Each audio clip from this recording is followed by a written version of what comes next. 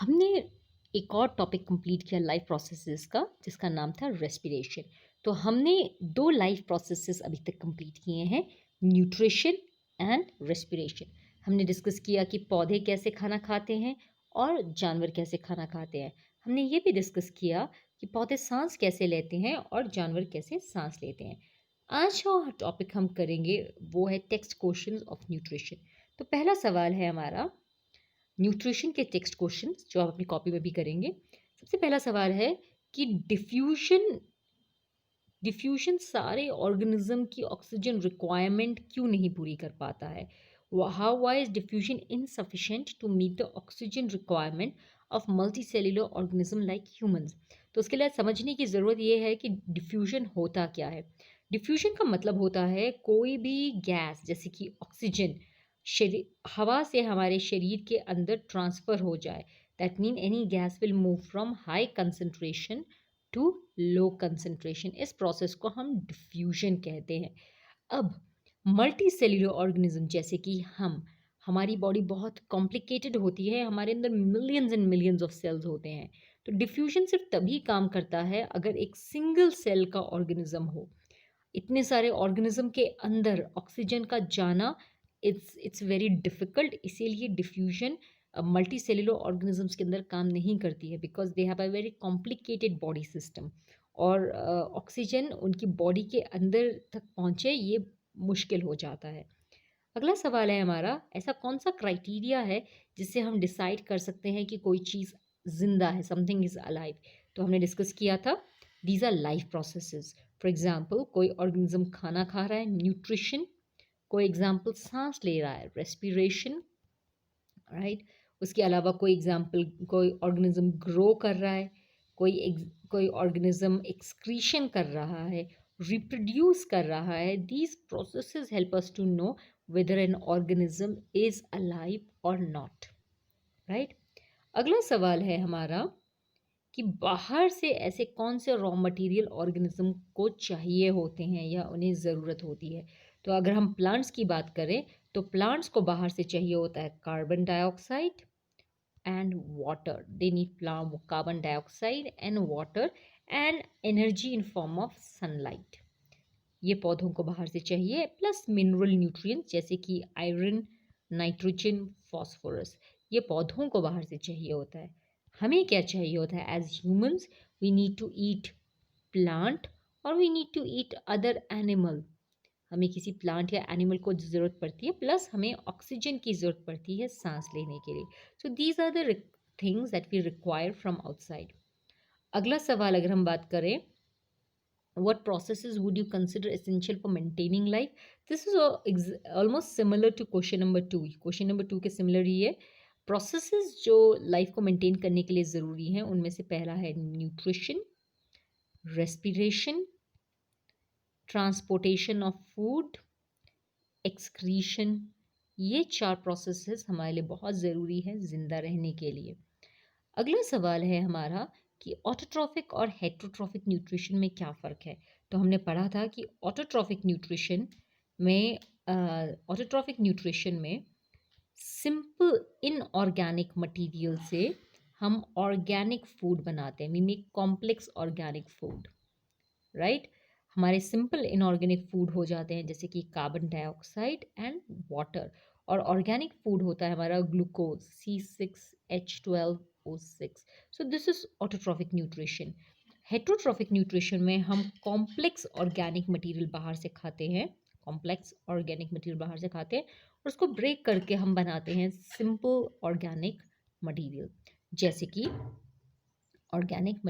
कि हम बाहर से खा सकते हैं मीट और वेजिटेबल्स और से ब्रेक करके हम बनाते हैं glucose which is a simple organic food. अगला सवाल है, ऑटोट्रॉफिक न्यूट्रिशन प्लांट्स करते हैं और हेटरोट्रॉफिक न्यूट्रिशन एनिमल्स करते हैं। अगला सवाल है कि प्लांट्स को रॉ मटेरियल कहाँ से मिलता है। प्लांट्स को कार्बन डाइऑक्साइड एयर से मिलता है, प्लांट्स को वाटर सॉइल से मिलता है, प्लांट्स को न्यूट्रिएंट्स जैसे कि नाइट्रोजन, फॉस्फोरस, पोटाशियम ये भी सॉइल से मिलता है, राइट। और प्लांट्स को सनलाइट सन से मिलती है। These are the raw materials that are required by plants. अगर हम अगला सवाल करें तो एसिड का हमारे स्टमक में क्या रोल है? हमने इसको बहुत डिटेल में पढ़ा था। This was a very important question. Acid सबसे पहले तो आपको आपके एसिड सबसे पहले तो माइक्रोब्स को किल करता है। It kills microbes. गलती से आप खाने के साथ अगर कोई माइक्रोब्स खा लेते हैं तो ये उसे किल कर देगा। Second, it will make food soft. ये खाने को सॉफ्ट बना देगा। Make food soft for digestion. Third, ये पेप्सिनोजेन को पेप्सिन में कन्वर्ट करता है। Pepsinogen is an inactive enzyme. इसे ये पेप्सिन में कन्वर्ट करता है। ये एंजाइम प्रोटीन डाइजेस्टिंग एंजाइम होता है। तो this is converted by HCl। उसके अलावा it will give acidic medium for pepsin to work. हम जानते हैं कि हमारा जो पेप्सिन है it requires an acidic medium to work. तो HCl provides that acidic medium in the stomach. अगला सवाल है हमारा कि डाइजेस्टिव एंजाइम्स का क्या फंक्शन है। हम जानते हैं कि एंजाइम्स ऐसे केमिकल्स होते हैं which increase the rate of reaction. They increase the rate of reaction. किसी भी केमिकल रिएक्शन का ये रेट स्पीड को बढ़ा देते हैं। अगर आप खाने को डाइजेस्ट कर रहे हैं तो ये खाने की डाइजेशन की स्पीड को काफ़ी बढ़ा देंगे। या हम ऐसे भी कह सकते हैं digestive enzyme break complex food into simple food. ये कॉम्प्लेक्स फूड को सिंपल फूड में कन्वर्ट कर सकते हैं। How is the small intestine design to absorb digested food. अब जानते हैं हमारे स्मॉल इंटेस्टाइन का एक हिस्सा होता है जिसको हम कहते हैं ईलियम। ईलियम में इस तरह के फिंगर लाइक प्रोजेक्शंस होते हैं जिनको हम विलाय कहते हैं।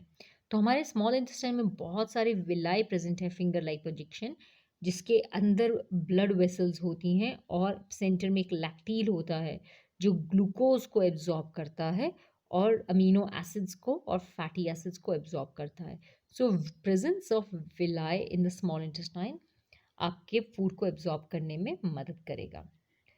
तो इसके अलावा इसको भी थोड़ा-सा देख लेते हैं।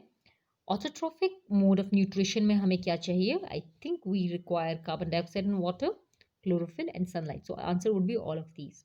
उसके अलावा पाइरूवेट को ब्रेक करके बनाया जाता है carbon dioxide, water and energy, right? ये कहाँ बनता है? अब हम जानते हैं कि पाइरूवेट से पहले का प्रोसेस साइटोप्लाज्म में होता है, तो this is not the right answer. Pyruvate का फर्दर ब्रेकडाउन माइटोकॉन्ड्रिया में होता है, सो this is the correct answer. Fats को कैसे डाइजेस्ट किया जाता है? फैट्स को डाइजेस्ट करने के लिए हमें बाइल जूस की मदद ज़रूरत पड़ती है जो इमल्सिफिकेशन करता है। आपको याद अगर हो तो इमल्सिफिकेशन का मतलब है बिग फैट मॉलिक्यूल को छोटे छोटे फैट मॉलिक्यूल में ब्रेक कर देना। सेकेंड, हमें एक एंजाइम चाहिए होता है लाइपेज, पैनक्रियाटिक लाइपेज, जो फैट्स को ब्रेक करके बनाता है fatty acids and glycerol. Fatty acid and glycerol. ये सब स्टेप्स कहाँ होते हैं? Where does this take place?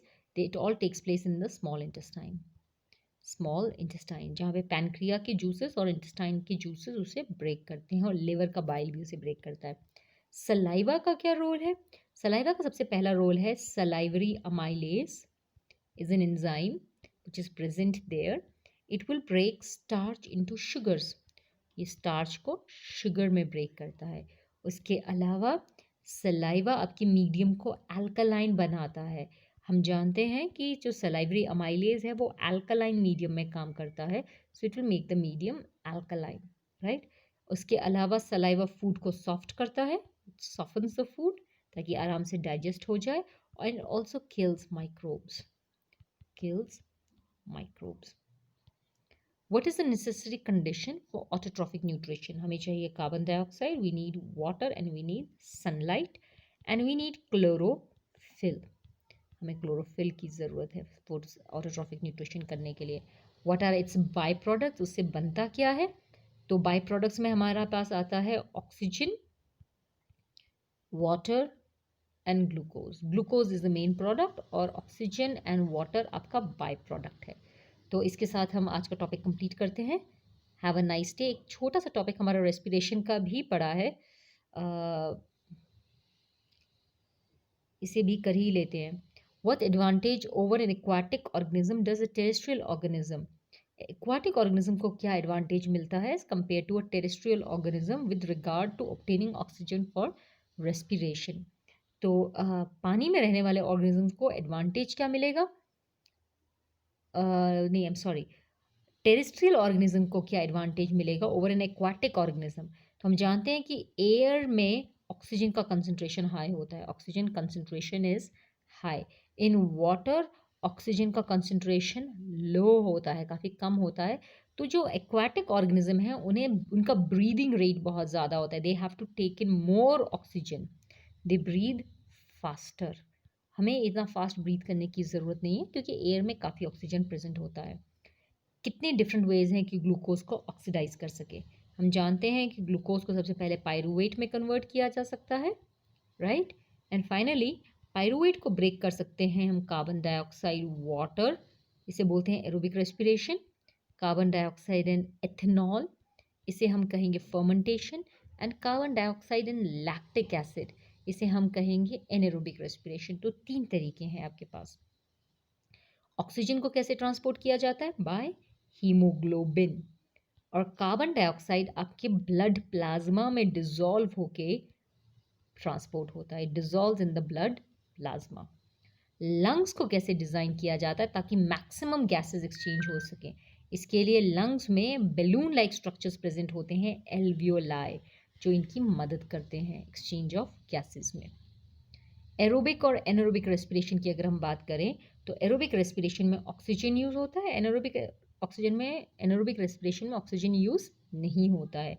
Aerobic respiration में ज़्यादा एनर्जी बनती है, अबाउट 36 और 38 molecules of ATP. Anaerobic respiration में सिर्फ 2 मॉलिक्यूल्स बनते हैं एटीपी के।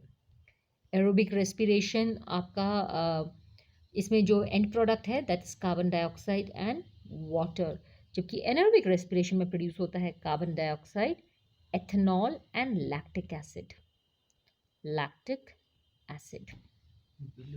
Name some organism that use anaerobic mode of respiration. इसमें हमारे पास आ जाएगा ईस्ट एंड सम बैक्टीरिया जो एनारोबिकली रेस्पायर कर लेते हैं।